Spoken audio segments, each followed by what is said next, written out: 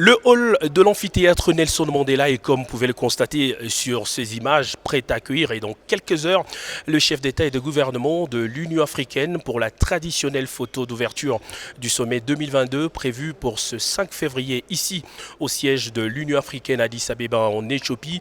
Cette année encore, la pandémie de la Covid-19 a failli avoir raison de la tenue du sommet de l'Union africaine. Si le programme a été sensiblement revu au vu de conditions sanitaires qui deviennent de plus en plus évidente, la grande réunion des chefs d'État et de gouvernement, elle, est toujours maintenue. Elle se tiendra bel et bien en présentiel. Une réunion qui sera conduite par le président en exercice de l'Union africaine et président de la République démocratique du Congo. Félix Antoine Tshisekedi Tshilombo est arrivé ici à Addis Abeba le vendredi, dont la soirée 19e président de la conférence de chefs d'État et de gouvernement de l'Union africaine. Le président Tshisekedi, vous le savez, va céder le bâton de commandement à son homologue sénégalais Macky Sall au terme d'un mandat centré essentiellement sur l'homme, placé sous les thèmes art, culture et patrimoine, levier pour l'édification de l'Afrique. Nous voulons cette mandature de la République démocratique du Congo à non seulement au pays de redorer l'image de sa diplomatie sur le plan continental, mais aussi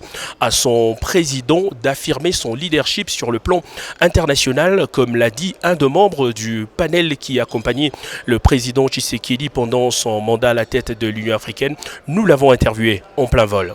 Vous avez remarqué, pendant cette année, le président a été de tous les combats. Il a été le porte-parole du continent, G7, G20 et sommet Turquie-Afrique, sommet France-Afrique. Sur le changement climatique, il était là, il était présent.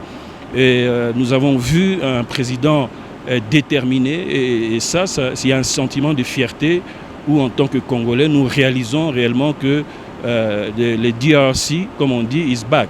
Et je pense que ça sera reconnu tel quel par nos autres partenaires, le Sénégal et tous les autres membres du bureau.